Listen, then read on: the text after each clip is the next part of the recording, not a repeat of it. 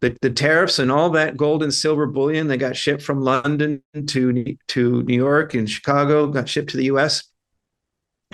That's actually produced a physical shortfall in London now at a time of need. So there is an actual squeeze going on. And that's why, in my view, spot silver went ahead of spot futures this week. Why spot silver hit 54, where the futures haven't yet. There will be stops that will be triggered. So to me, it's actually quite significant that we had a big move down today, and that did not cascade even lower.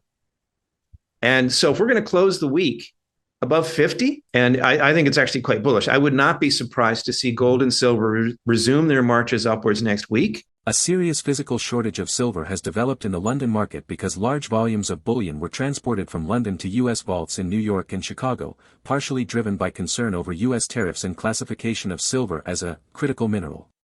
This has caused spot silver prices in London, the physical market, to trade above futures prices in the U.S., a condition known as backwardation, spiking to unusually high levels, 30% plus annualized, as the metal became harder to source.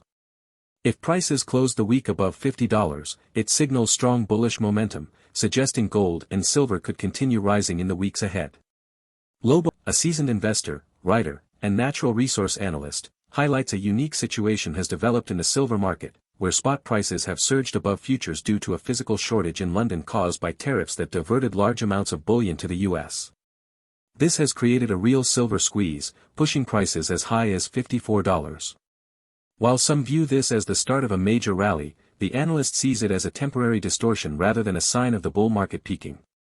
Some analysts suggest the current squeeze may ease relatively soon if some of the logistical distortions are resolved, so the very large physical premium might seek equilibrium. The markets are always shifting. Don't fall behind. To keep ahead of the curve, subscribe and like this video. Please leave your comments in the space provided below. We would be very grateful to hear from you. A special circumstance in the silver market, the backwardation that I think you've discussed with other guests or people out there have noticed, where the spot price is higher than the futures price. That's really interesting. And it has a specific cause over in London, where there is an actual silver squeeze going on.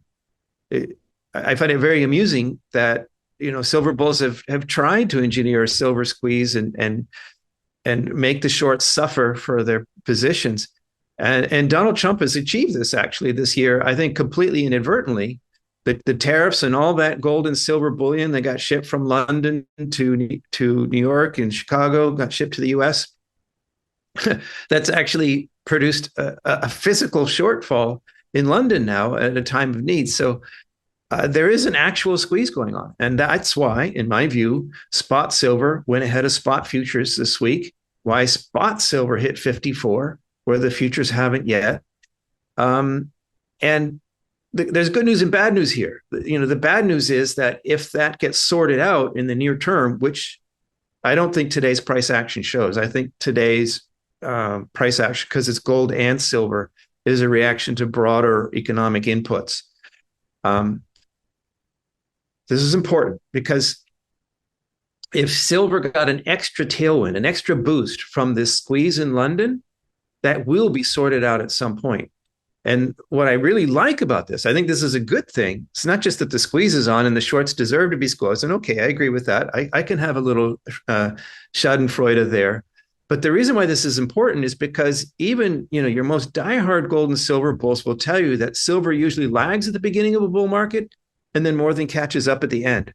So if silver shooting up to 54 was the beginning of silver catching up with gold, that would actually be a signal that this bull market is close to an end. And I don't agree with that. As a fundamentalist, looking at the market, looking at the money printing, the central banks, and the people rotating, all these other things going on, the geopolitical risk, I don't think we're near the top of this market. And it was worrying me that silver was starting to catch up to gold before I thought it should have. So if the reason for that is this London silver squeeze, then I feel better. It's not really silver catching up to gold as a monetary metal. It's something specific to the silver market that's happening now. So if we see silver correct more than gold in the near term, there is a, forgive me for saying it, silver lining to that, because I think it will support my thesis and my hope that we'll see a more stable, steady climb for years to come, David. I expect to be a bull in the space for years to come, not a perma bull, but years to come. So the latest market action and my interpretation of this physical squeeze in London, I think supports that thesis. But for all those people who are saying, no, this is it, silver's going to the moon now. Well, my answer is be careful what you wish for, because if silver's going to the moon now, sure, maybe it doubles from here and then gold does too, who knows? But that means that's the blow off top. History tells us that if that's what's happening now, after this, whatever high we reach, the next big move will be down, and down big and down for a long time. Or it could go below that before it goes much higher. That's what, right. That's, if it was the physical squeeze in London that pushed it over 50, then as soon as that's resolved, it would revert to trend. Tell us about this physical squeeze. Pardon me? Can you give us more detail on this physical squeeze going on? I'm not an LBMA insider, right? I can't tell you exactly what's going on. I can summarize the reports that we've seen. Yeah, please. Right, and that is that there is a problem with the actual dealing in the LME and fulfilling these contracts, and there was an excessive flow of silver from London to the U.S. because of the tariffs. And now that is being reversed. And there's people out there saying, oh, well, they can't fix it. This squeeze will last a month because it takes that long for a ship to get there and it's too expensive to fly silver. I understand that they are flying some silver. There are some reports from some of the dealers and insiders. There are people that are saying that some of those flights have been reversed.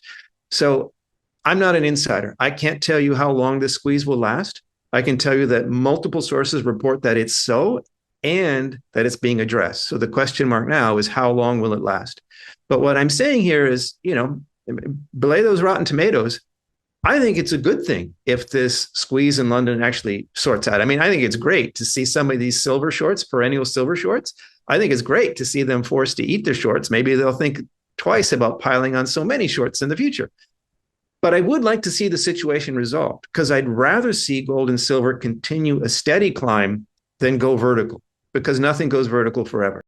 Lobo compares today's silver rally to the brief spikes of 1980 and 2011, when prices neared $50 before collapsing.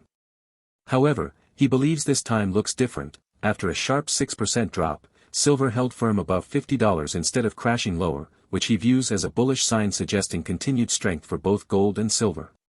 Let's get into the details of the interview for further insight. I should probably... My memory is that the 2011 surge up to 50 was also, if not as short as 1980, pretty darn close.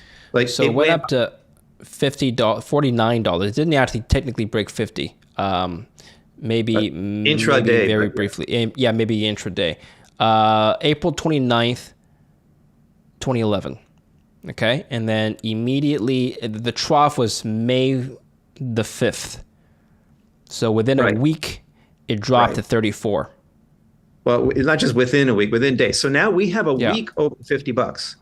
To me, this does feel different. Like famous last words for investors, it's different this time. But we have data, right? And after a big drop, like 6% move is pretty scary. That's the sort of thing that triggers stops. And if there's a lot of people that are really worried, there will be stops that will be triggered. So to me, it's actually quite significant that we had a big move down today, and that did not cascade even lower. And so if we're going to close the week above 50, that's a big deal. And I think it's actually quite bullish. I would not be surprised to see gold and silver resume their marches upwards next week. Inflation. We've talked about this how many times with the hamburger index and CPI and all these things. I think you're baiting me here a little bit with this question.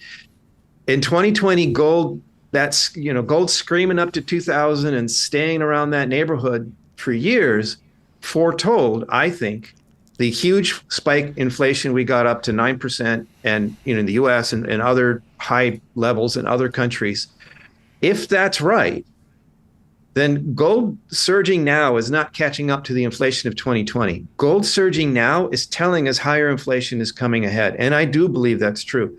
I mean, we're told from the White House that we have the greatest economy ever. And I'm not beating up on Trump here. These are facts. Trump is saying we have the greatest economy ever. And yet it's okay and necessary for us to have multi-trillion-dollar deficits. Like we literally have wartime levels of deficits in the United States while we have the greatest economy ever. So something's got to give there. My view is that the Trump agenda, this is not even a criticism of the Trump agenda. Even if I was completely on board, we got to reshore all this stuff. We got to defend against China. China can't make our weapons. So if I completely was on board with all of that stuff, I would still say this agenda was inflationary. The Doge did not cut $2 trillion out of the federal budget. Sorry. The spending is there. The savings aren't. And that's inflationary. Europe rearming is inflationary. Russia's war is inflationary. The only soft spot is China. And I think ultimately the printing press wins that war at the end of the day as well. So I think all paths lead to inflation going forward. And I think that's what gold's big move now is signaling. It's leading. The central bank gold buying is a paradigm shift. It is absolutely a one-way door. Russia and China, certainly, they're not going to go back to saying, oh, it's okay to rely on the U.S. to manage our financial lifeblood, right? And the diversification around the world is very clear. And it's not just the U.S.'s geopolitical opponents. It's everybody around the world. Even our allies are repatriating their gold. That's really telling us something. I keep saying our. I am a U.S. citizen, but I think of myself rather as a citizen of the world. At any rate, so I think this is huge, David, and I don't think that another 2011 to 2015 bear type market is at all likely, but I can't responsibly look you in the eye and say it can't happen or absolutely it will not happen. Certainty is not an option. How have U.S. tariffs unintentionally triggered a physical silver shortage in London, and what impact has this had on spot and futures prices in the silver market?